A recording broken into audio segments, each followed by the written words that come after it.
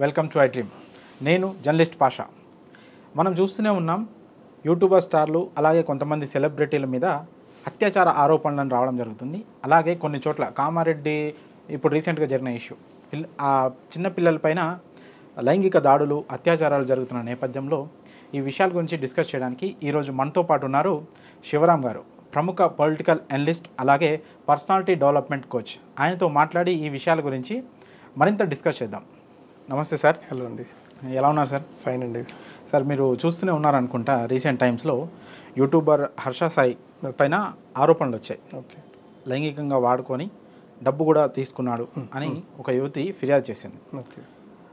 హర్ష సాయి గురించి గతంలో సోషల్ మీడియాలో మంచి హైప్ అనుకోండి, లేకపోతే ఫాలోయింగ్ అనుకోండి, క్రేజ్ అనుకోండి, చాలా ఉంది. సో ఆ క్రేజ్, ఆ హైప్ వచ్చిన తర్వాత ఇలాంటి విషయాల్లో అతను ఇది కావడం అనేది, దీన్ని ఎలా తీసుకుంటారు, మీరు ఎలా చూస్తారు దీన్ని? సార్, ఇప్పుడు ఇక్కడ యూట్యూబర్ స్టార్ కానివ్వండి లేదా సెలబ్రిటీ కానివ్వండి, ఎవరైనా పర్వాలేదు, ఏదైనా తప్పు చేశారంటే చట్టం దృష్టిలో అందరు సమానమే, శిక్ష అనుభవించాల్సిందే. అయితే ఇక్కడ విషయం ఏంటంటే సార్, రిలేషన్స్ బాగున్నప్పుడు మాత్రం రాని కేసెస్, అప్పుడు బయటికి రాని అమ్మాయిలు ఇప్పుడు ఎందుకు వస్తున్నారు?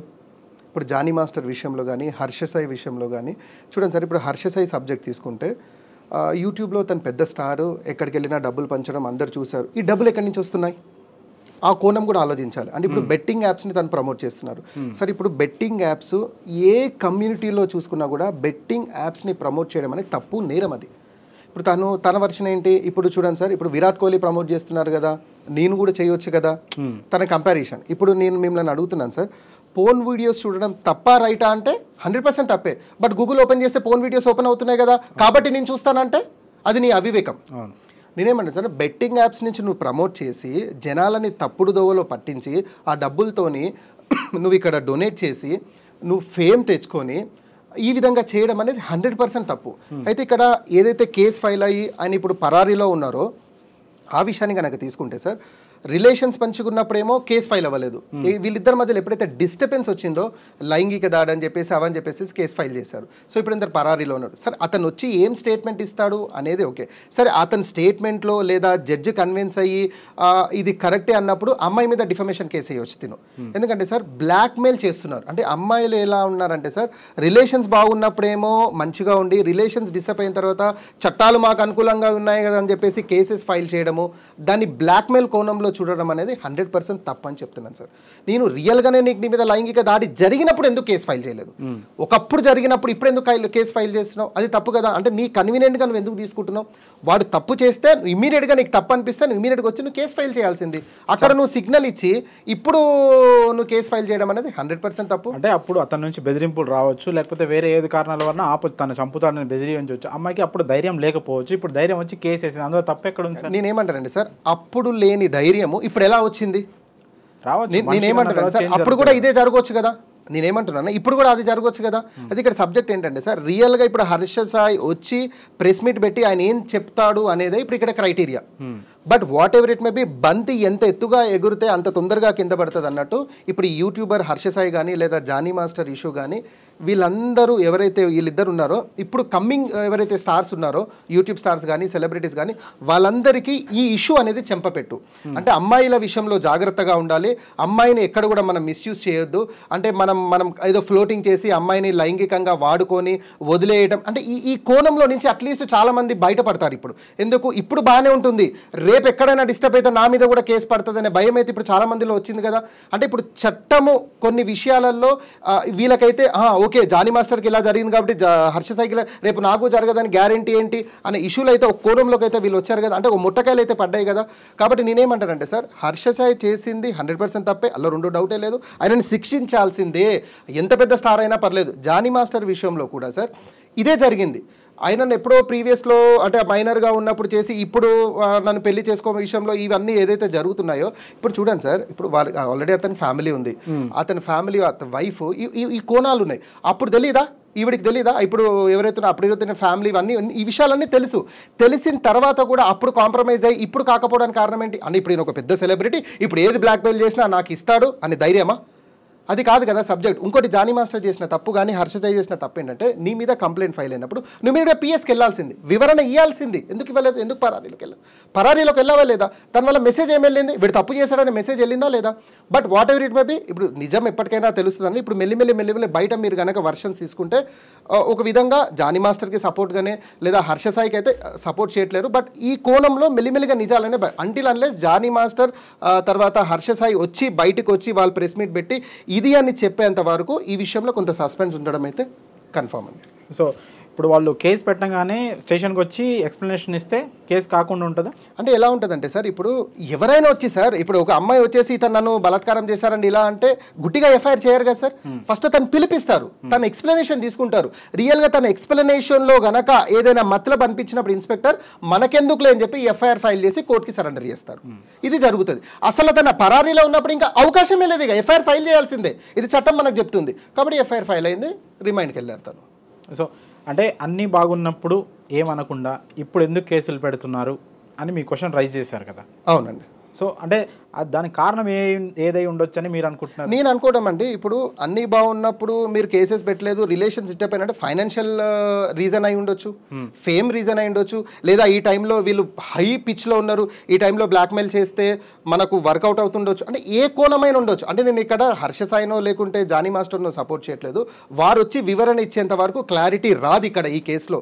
But whatever it may B, తప్పు జరిగినప్పుడు కేసు పెట్టాలి కదా. ఇన్ని రోజుల తర్వాత కేసు పెట్టడంలో మతలబ్ ఏంటి అనేది నా ప్రశ్న. ఎవరిని బద్నాం చేద్దామని, ఎవరిని బ్లాక్మెయిల్ చేద్దామనేది మీ ఇష్యూ. ఇమీడియట్గా తప్పు జరిగింది, నీ మీద లైంగ్ వచ్చి నువ్వు ఇమీడియట్గా కేసు ఫైల్ చేయాల్సింది. అప్పుడు చేయకుండా ఇప్పుడు కేసు ఫైల్ చేసి ఇలా చేయడం ఎంతవరకు కరెక్ట్ అనేది నా క్వశ్చన్. సో డబ్బు కోసం చేస్తున్నారంటారు, చాలా పెద్ద స్టేట్మెంట్ అయిపోద్ది. డబ్బు గురించి చేస్తున్నారంటే ఇప్పుడు డైరెక్ట్ టీవీ ఛానల్స్లో చెప్తున్నారు కదండి, నాకు ఇంత డబ్బు డిమాండ్ చేశారు, నాకు ఇంత డబ్బు, ఇలా డబ్బు గురించే జరుగుతుంది. ఫైనాన్షియల్ డిస్కషన్సే జరుగుతున్నాయి కదా. ఫైనాన్షియల్లో నాకు ఇవ్వట్లేదనే కదా యువతి బయటకు వచ్చి నా మీద ఈ విధంగా లైంగిక దాడి ఇలా ఇలా ఇలా ఇలా అని చెప్పేసి కంప్లీట్ కోణంలో కంప్లీట్ డిస్కషన్ ఫైనాన్షియల్లో వచ్చింది కదా. ఎక్కడ డిస్టర్బెన్స్ అయిందో అనేది ఇప్పుడు హర్ష సాయి క్లియర్గా వివరణ ఇవ్వాల్సిన అవసరం ఉంది. తన పరారి నుంచి రావాలి, చట్టాన్ని దృష్టిలో ఆయన రావాలి, సరెండర్ అవ్వాలి. ఆయన వివరణ ఇస్తే తప్ప పోలీసులో కూడా క్లారిటీ రాదు. సో డబ్బు కోసము ఫేమ్ కోసమే చేయాల్సిన అవసరం ఉండుంటే వీళ్ళకంటే పెద్ద స్టార్లు కానీ వీళ్ళకంటే ఇంకా డబ్బున్నోళ్ళు కానీ ఎవరు కనిపించలేదంటారా? వీళ్ళనే చేయాలి సార్. ఇప్పుడు ఒకటి కంప్లైంట్ ఫైల్ చేసినప్పుడు గుడ్డిగా కూడా పోలీసులు కంప్లైంట్ ఫైల్ చేయరు సార్. లిటిల్ బిట్ ఎవిడెన్స్ తీసుకుంటారు. అది ఫొటోస్ రూపంలోనో ఆడియో రూపంలో కొంత ఎవిడెన్స్ అనేది సేకరిస్తారు. ఆ ఎవిడెన్స్ బేస్ మీదే పోలీసులు కంప్లైంట్ ఫైల్ చేస్తారు. ఇప్పుడు చూడండి సార్, ఇప్పుడు సెలబ్రిటీలు ఎంతో మంది ఉన్నారు, విరాట్ కోహ్లీ, చిరంజీవి, నాగ్. ఇప్పుడు టక్కున వాళ్ళ మీద కంప్లైంట్ ఫైల్ చేస్తామా? చేయలేము. తెలిసిపోతుంది పోలీస్కే వీళ్ళు ఏదో ఫేమ్ అవ్వాలని చేస్తున్నాను, పోలీస్ అక్కడ వీళ్ళని మందలించి పంపించేస్తారు. ఇక్కడ ఏంటంటే కొన్ని ఎవిడెన్స్లు వీళ్ళ దగ్గర క్లియర్గా ఉన్నాయి. జానీ మాస్టర్ సంబంధించిన ఎవిడెన్స్లు ఉన్నాయి, హర్ష సాయి సంబంధించిన ఎవిడెన్స్లు ఉన్నాయి. ఈ ఎవిడెన్స్ బేస్ మీదనే కంప్లైంట్ ఫైల్ అయింది. కానీ నేనేమంటానంటే కంప్లైంట్ ఫైల్ అని మీరు వచ్చి వివరణ ఇచ్చినుంటే ఇంత ఇష్యూ కాకపోయింది. ఇప్పటికైనా మీరు అరెస్ట్ అవుతారు. హర్ష సాయి ఇవ్వాలా కానీ రేపు కానీ దొరికినా ఆయన ఇమీడియట్గా అరెస్ట్ చేస్తారు, 14 days రిమైండ్ పంపిస్తారు, కస్టడీలోకి తీసుకుంటారు. ఏమేమి వివరణ తీసుకోవాలో 100% తీసుకుంటారు. ఆయన ఏంది బయట ఉండి ఏదో స్పాష్కి ట్రై చేస్తున్నారు, యాంటిసిపేటరీ బెయిల్కి ట్రై చేస్తున్నారేమో నేను అనుకోవడం. బట్ ఆయన రావాల్సిందే, ఎక్స్ప్లెనేషన్ ఇవ్వాల్సిందే, ఏం జరిగిందో చెప్పాల్సిందే. But whatever it may be, betting యాప్స్ని ప్రమోట్ చేయడం 100% తప్పు, క్రైమ్. దానికైనా 100% శిక్ష అనుభవాల్సిందే. ఇప్పుడు సొసైటీలో ఎలా జరుగుతుందంటే 100 రూపాయలు సంపాదిస్తే 20-30 రూపాయలు సోషల్ సర్వీస్కి ఖర్చు పెడుతున్నారు, 70 రూపాయలు వెనకేసుకుంటున్నారు. తద్వారా ఏమవుతుందంటే ఇక్కడ నుంచి వచ్చే ఫేమ్ ఇక్కడ కవర్ అవుతుంది. ఇప్పుడు హర్ష సాయి చేస్తున్న సబ్జెక్ట్ కూడా క్లియర్గా ఇలానే కనిపిస్తుంది మనకు. బెట్టింగ్ యాప్స్ నుంచి లేదా ఇంకెక్కడ సోషల్ మీడియా నుంచి ఆయన అమౌంట్ సంపాదించుకొని ఇక్కడ ఏదో మేము సోషల్ సర్వీస్ చేస్తున్నాం, అట్టి పని పనుల దగ్గర వాళ్ళ దగ్గర 50,000 లక్ష ఇవ్వడం వల్ల ఆయనలో ఒక క్రేజ్ అనేది పెరిగిపోయింది. తద్వారా నేను ఏదైనా చేయగలుగుతున్న విర్రవిగాడు చూస్తే 5 రోజుల నుంచి పరారీలో ఉన్నాడు. ఓకే, అయితే సినిమా ఇండస్ట్రీలో కానీ ఇలాంటి అంటే యూట్యూబ్లో ఫేమ్ ఉన్న వాళ్ళు కానీ చాలామంది ఇలాంటి కేసులలో ఇరుక్కొని ఉన్నారు.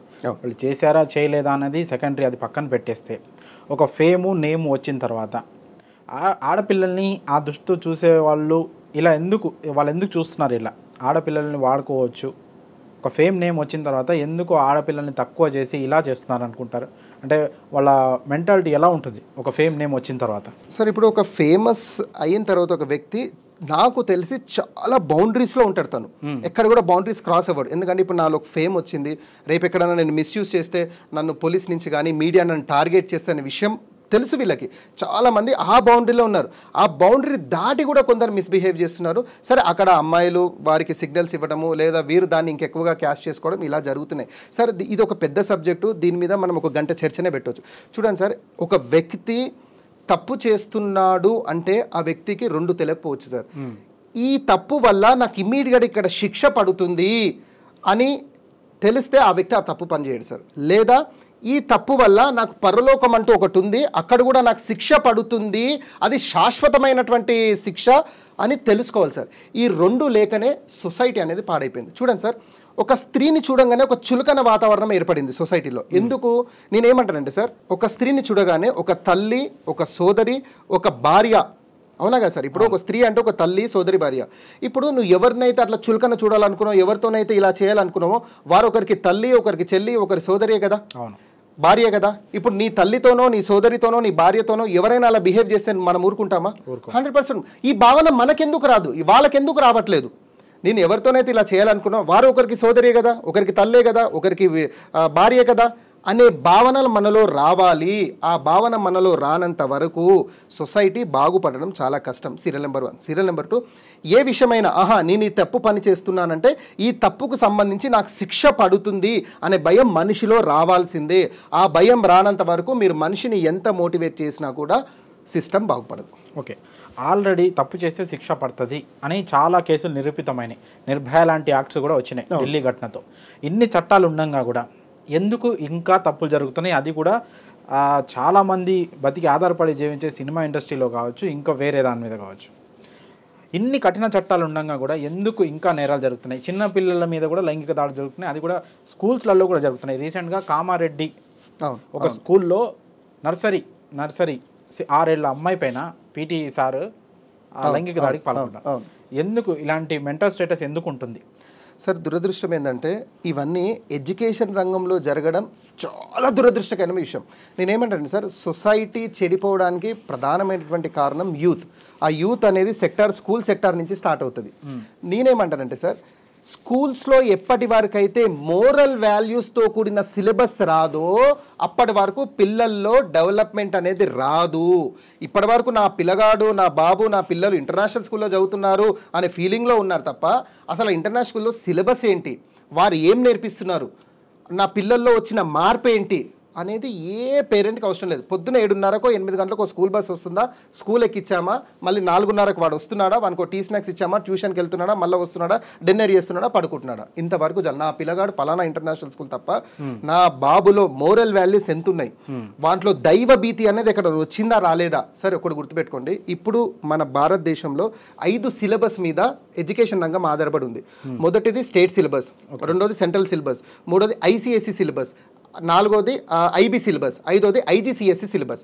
ఈ 5 సిలబస్ మీద ఈ 5 సిలబస్ కూడా సార్ ఆథర్స్ వారు రాసిన పుస్తకాలే టీచర్స్ చదివి పిల్లలకి వినిపిస్తున్నారు. ఈ 5 సిలబస్లో కూడా ఎక్కడ కూడా మోరల్ వాల్యూస్ లేదు. నేను మీకు ఛాలెంజ్ చేస్తాను, రేపు మీ కెమెరా తీసుకొని ఒక ఇంటర్నేషనల్ స్కూల్కి వెళ్దాం, ఎక్కడ మోరల్ వాల్యూస్ ఉన్నాయి ఈ సిలబస్లో? తల్లిదండ్రుల పట్ల రెస్పెక్ట్ ఏంటి, పేరెంట్స్ మన రిలేషన్స్కి ఇవ్వాల్సిన రెస్పెక్ట్ ఏంటి, మనల్ని చూస్తున్నాడు, మనల్ని పుట్టించిన దేవుడు ఉన్నాడు, మనల్ని చూస్తున్నాడు, ఈ తప్పు చేస్తే రేపు లెక్క చెప్పుకోవాల్సి వస్తుంది అనే భయం ఎక్కడ క్రియేట్ అవుతుంది? సరే ఇప్పుడు భయమే గనక క్రియేట్ కానకుంటే వాడు ఎలా మారుతాడు?